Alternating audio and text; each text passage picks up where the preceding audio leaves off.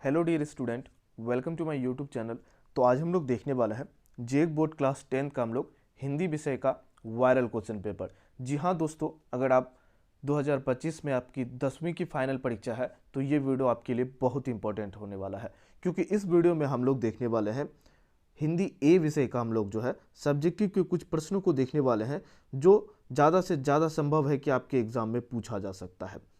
याद रखिएगा, सभी प्रश्नों को आपको ध्यान से देखना है। अगर आप अभी तक कुछ भी नहीं पढ़े हैं तो ये वीडियो आप एक बार देख लीजिए। अगर आप एग्जाम में गर्दा नहीं बचा दीजिएगा तब आप हमको आके बताइएगा। तो चलिए स्टार्ट करते हैं। उससे पहले बता दें, आप अगर हमारे यूट्यूब चैनल पर नए हैं तो सब्सक्राइब करके बेल आइकन के बटन को दबा दीजिए। ये सभी प्रश्नों को आपको ध्यान से देखना है और आने वाले वीडियो का भी नोटिफिकेशन सबसे पहले आपको मिल जाएगा, तो उसको भी आपको देख लेना है। तो चलिए स्टार्ट करते हैं पहला नंबर प्रश्न की ओर। बिल्कुल आप लास्ट तक बनी रहिए अगर आप एग्जाम में गर्दा मचाना चाहते हैं।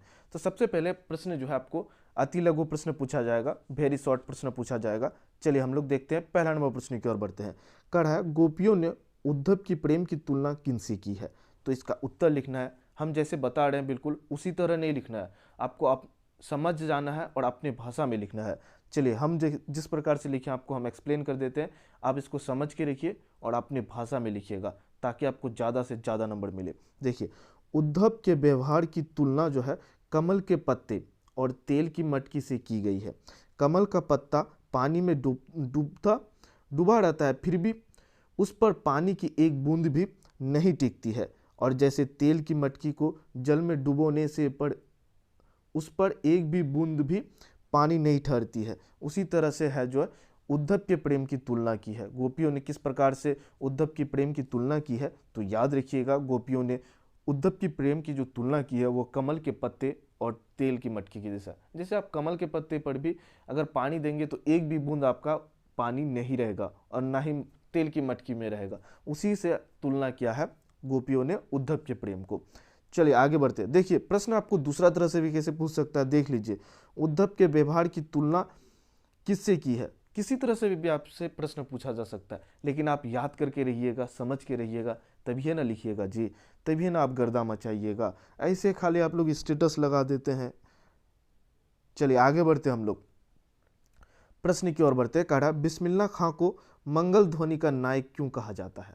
देखिए, इसको समझिए, नहीं समझिएगा तो लिखिएगा कैसे? बिल्कुल खाली स्टेटस से, राजा जी वाला स्टेटस लगाने से मज़ा नहीं आएगा। आपको क्वेश्चन को भी समझना होगा तभी गर्दा मचेगा, और नहीं तो भौकाल वाला स्टेटस लगाने से कोई फायदा नहीं है।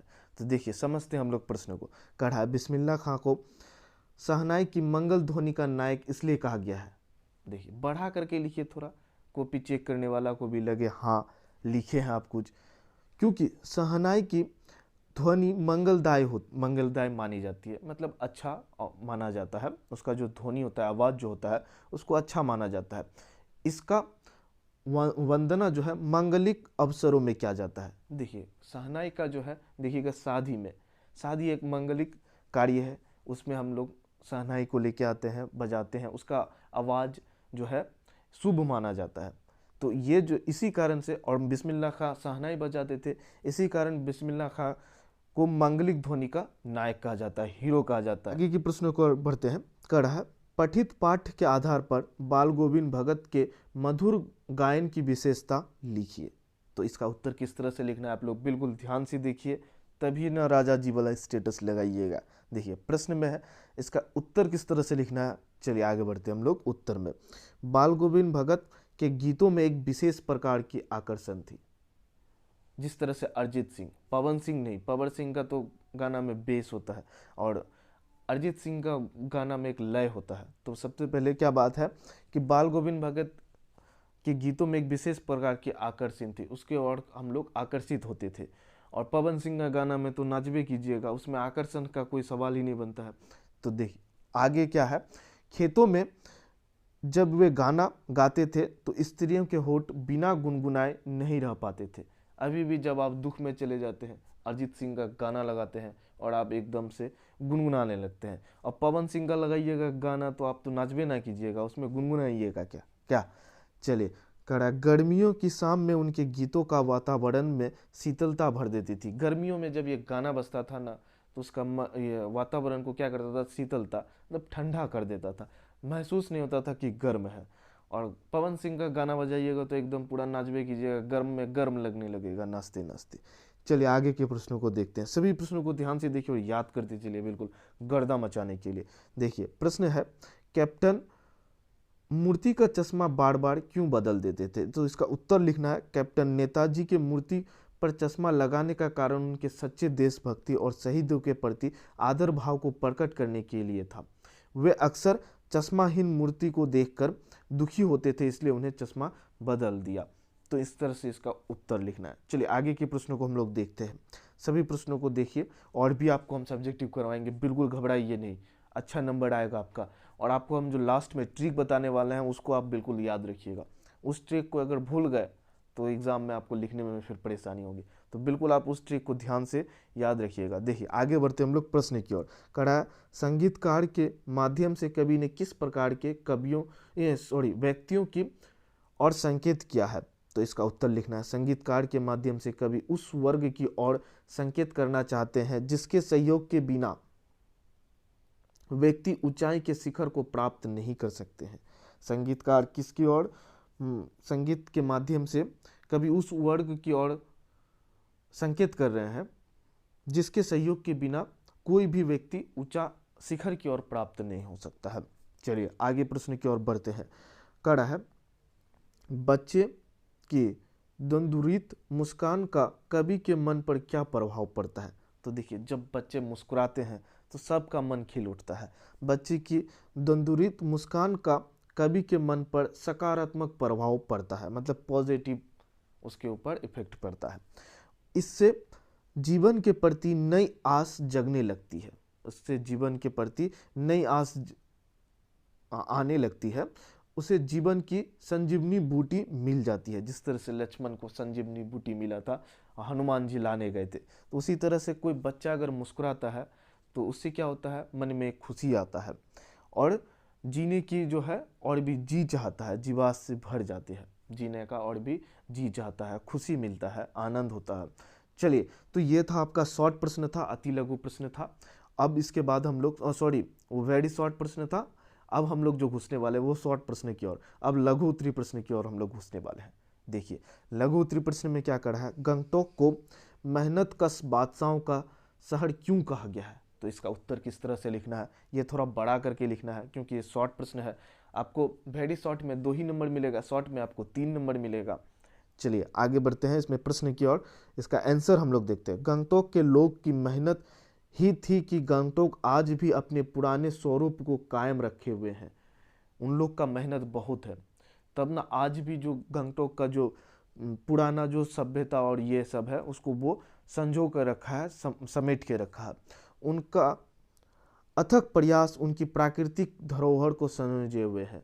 वो उसका जो अथक प्रयास है, बहुत मेहनत करके वो प्राकृतिक जो भी उसका धरोहर है, पर्यटक स्थल जो भी है उसको अपना संजो कर रखा है, अच्छा से रखा है। यह जीवन बेहद कठिन है, पर वहाँ के लोगों ने, वहाँ का जीवन जो है बहुत कठिन है, पर वहाँ के लोगों ने इन कठिनाइयों के बावजूद भी शहर के हर पल को खूबसूरत बना दिया है। इसलिए लेखिका ने इसे मेहनत का बादशाहों का शहर कहा है। इसी तरह से तो आपको बिल्कुल लिखना है, तब ना आपको पूरा 3 का 3 नंबर मिलेगा। शॉर्ट प्रश्न लिखिएगा, लघु प्रश्न लिखिएगा तो आपको 3 नंबर मिलेगा। देखिए आप लोग ये कमेंट पे जरूर बताइएगा कि आपको साइंस का जो है और हिंदी का जो है आपको प्रीवियस ईयर क्वेश्चन हम करवाएं कि नहीं करवाएं, आपको ऑब्जेक्टिव हम प्रीवियस ईयर करवाएं कि नहीं करवाएं, तो कमेंट पे जरूर बताइएगा। आपको हम 2022 से प्रश्न करवा देंगे, 2022, उसके बाद 2023, 2024 का भी करवा देंगे। देखिए 2022 और 23 का जो है प्रश्न ज़्यादा पूछने की संभावना रहती है और 24 का थोड़ा कम रहता है, लेकिन ये भी करवा देंगे अगर कमेंट पे आप बताइएगा तब। तो बिल्कुल कमेंट पे ये बताइएगा कि आपको चाहिए कि नहीं। साइंस का भी बतवा देंगे, उसके बाद हिंदी का भी बता देंगे, सोशल साइंस का भी बता देंगे, मैथ का भी बता देंगे। तो बिल्कुल आप कमेंट पे जरूर बताइएगा। देखिए आगे के प्रश्नों की ओर बढ़ते हैं। लघु उत्तरीय प्रश्न है, कड़ा, काशी में हो रहे कौन सा परिवर्तन बिस्मिल्लाह खां को व्यतीत करते थे? तो इसका उत्तर लिखना है किस तरह से। काशी में जो संगीत, साहित्य और आदर की परंपराओं के लिए प्रसिद्ध थी, अब वहाँ की परंपराएं परिवर्तन में आ गया था। गायकों के मन में संगीतकारों के प्रति आदर नहीं रहा। घंटों किए जाने वाले रियाजों को कोई नहीं पूछता था। संगीत साहित्य आदर की अधिकतर परंपराएं समाप्त हो गई थी। इन सब को देखकर बिस्मिल्लाह खां व्यतीत हो उठे थे। तो इसी तरह से आपको लिखना है। चलिए आगे के प्रश्नों को देखते हैं। कड़ा है प्रश्न में, संगीतकार के माध्यम से कभी किस प्रकार के व्यक्ति की ओर संकेत करना चाह रहे थे। ये आपको शॉर्ट में, वेरी शॉर्ट में भी कराए तो आपको 2 पंक्ति में, यहाँ अगर आपसे पूछ दे, शॉर्ट में प्रश्न पूछे, अति लघु में पूछे तो 2 लाइन में लिखिएगा, अगर लघु में पूछे तो 4 लाइन, कम से कम 5 लाइन में लिखिएगा। संगीतकार के माध्यम से कभी कला अथवा किसी भी क्षेत्र में सहायक की गई भूमिका निभाने वाले व्यक्तियों की ओर संकेत करना चाह रहे हैं। कवि का मानना है कि संगीतकार जैसे सहायक लोग किसी भी क्षेत्र में प्रमुख व्यक्तियों के महत्व को बढ़ाने के लिए अपना जीवन समर्पित करता है, लेकिन उन्हें उतना महत्व नहीं मिलता है जितना मुख्य भूमिका में रहने वाले लोगों को मिलता है।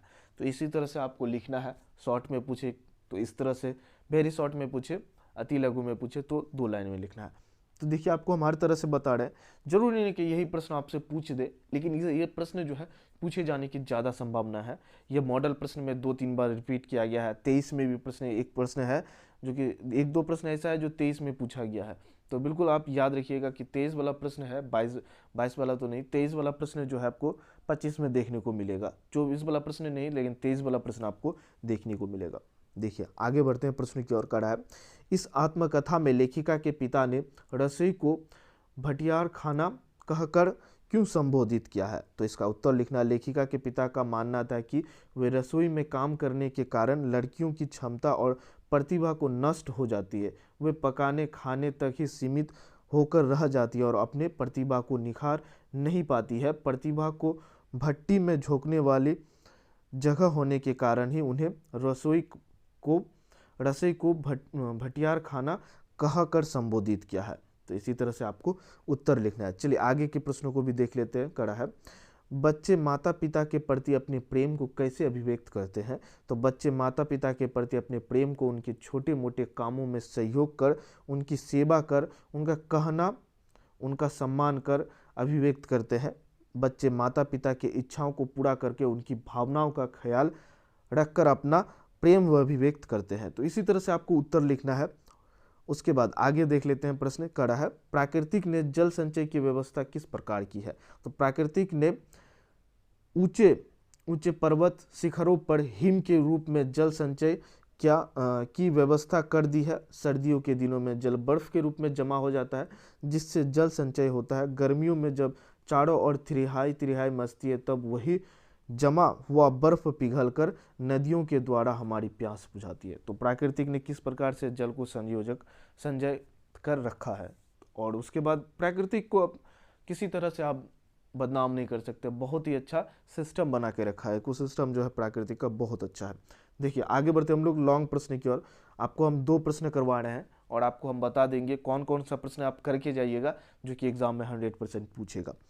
प्रश्न है, लखनवी अंदाज पाठ का संक्षिप्त परिचय दें। चलिए देखते हैं इसका उत्तर हम लोग देखते हैं।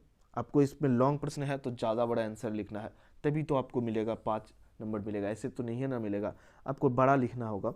देखिए, लेखक यशपाल के द्वारा रचित लखनवी अंदाज एक व्यंग्य लेखक है। इतिहास के रूप से लखनऊ का अपना इतिहास रहा है। इससे नवाबों का शहर कहा गया है, लखनऊ को नवाबों का शहर कहा गया है। लेखक ने इस पाठ में पतनशील सामंती वर्ग पर प्रहार किया है। उन्होंने इस पाठ के माध्यम से बनावटी जीवन जीने वाले व्यक्ति पर कटाक्ष किया है। लेखक खाली समय में कहानी का विषय ढूंढ रहे थे, उन्हें कुछ काम नहीं था, वे केवल कहानी और पात्रों की खोज के उद्देश्य से ट्रेन के 2nd क्लास की बोगी में चढ़ जाते हैं। उन्हें वहां एक नवाबी किस्म का व्यक्ति मिलता है जिसने अपने साथ थैलियों में लिपटा हुआ खीरा खा रहा है। लेखक को यह शक था, लेखक को वह शक की निगाह से देखता है। उसे थोड़ी असुविधा होती है क्योंकि वह लेखक के पहुंचने से नाखुश लगता है। थोड़ी देर के बाद वह इस खीरे को 4 भागों में काटता है और नमक मिर्च डालकर लेखक को देने का प्रस्ताव देता है, लेकिन लेखक उसे मना कर देता है। इसके बाद व्यक्ति जो है उस खीरे को ना खाकर ट्रेन की खिड़की से फेंक देता है। तो ये इसी तरह से आपको लिखना है। और भी आगे और एक लॉन्ग प्रश्न आपको हम दिखा देते हैं किस तरह का प्रश्न रहेगा। कड़ा है, आज की पीढ़ी के द्वारा प्राकृतिक के साथ किस तरह की खिलवाड़ किया जा रहा है, उसे रोकने की क्या भूमिका होनी चाहिए। देखिए, प्राकृतिक के साथ खिलवाड़ करने के क्रम में आज पहाड़ों पर प्रकृति की शोभा को नष्ट किया जा रहा है, वृक्षों को काटकर पर्वतों को खाली किया जा रहा है, शुद्ध एवं पवित्र नदियों को अनेक प्रकार की प्रदूषित किया जा रहा है, अनेक प्रकारों से प्रदूषित किया जा रहा है। नगरों का, फैक्ट्रियों का गंदा पानी नदियों में छोड़ा जा रहा है। सुख सुविधा के नाम पर पॉलीथीन का अधिक प्रयोग और वाहनों के द्वारा प्रतिदिन छोड़ा गया धुआं पर्यावरण के संतुलन को बिगाड़ रहा है। इस कारण मौसम में परिवर्तन आ रहा है और ग्लेशियर पिघल रहा है। आगे देखते हैं इसमें क्या क्या रोकने के सहयोग दे सकते हैं हम लोग। देखिए, पहला है क्या, वर्तमान में लगे वृक्ष को ना काटे, यथासंभव वृक्ष रोपण करें और दूसरों को वृक्ष रोपण के लिए प्रेरित करें। दूसरों को बताएं कि पेड़ लगाइए ताकि हमारा आसपास का वातावरण जो है वो संतुलित हो जाए। वाहनों का प्रयोग यथासंभव कम करें। ये जो तुम लोग तुरंते निकल जाते हो भुटभुटियाँ लेकर करके, तो उसका उपयोग थोड़ा कम करो। सब्जी लाने अर्थात व्यर्थ सड़कों पर घूमने में वाहनों का उपयोग ना करें। पॉलीथीन अवस्थित पदार्थ तथा नालियों के गंदे पानी को नदियों में ना डालें, जिससे प्राकृतिक को बचाया जा सकता है। देखिए, आगे हम लोग बात करते हैं मेन मुद्दा पे। कहा रहा है, दिए गए संकेत बिंदु के आधार पर निम्नलिखित में से किसी एक विषय पर आपको 150 शब्द में निबंध लिखना है। देखिए, सबसे पहले आपका है, यहाँ पे थोड़ा टाइपिंग एरर है, इसमें होगा परिश्रम, होगा क्या होगा, परिश्रम होगा। परिश्रम का महत्व के ऊपर आपको एक निबंध लिखना है, जिसपे एक संकेत बिंदु देना है, भूमिका देना है, क्या क्या भूमिकाएं हो सकती है, उसका श्रम ही जीवन का सत्य है, ये सभी बिंदु पर आपको एक निबंध लिखना है। सबसे पहले तो आपको इस पे एक याद कर लीजिएगा या पढ़ लीजिएगा तो याद रह जाएगा। दूसरा आपको याद रख लेना है हमारा राज्य झारखंड पर याद रख लेना है। और तीसरा परोपकार पर। ये सभी प्रश्न जो है एग्जाम में बार बार पूछा जाता है, तो ये तीनों में से एक प्रश्न जो आपको एग्जाम में देखने को मिलेगा और इसमें आपको 5 नंबर मिलेगा। और आपको लेटर लिखने के लिए भी सिखवा देंगे हम, आप बिल्कुल टेंशन नहीं लीजिएगा, आपको हम लेटर का भी वीडियो बना देंगे। और आपको वो सभी सब्जेक्ट का ऑब्जेक्टिव चाहिए, जैसे आपका साइंस का हुआ, हिंदी का प्रीवियस ईयर का, तो वो कमेंट पर जरूर बताइएगा। फिर मिलते हैं नेक्स्ट वीडियो लेकर के, तब तक लेते हैं, जय हिंद।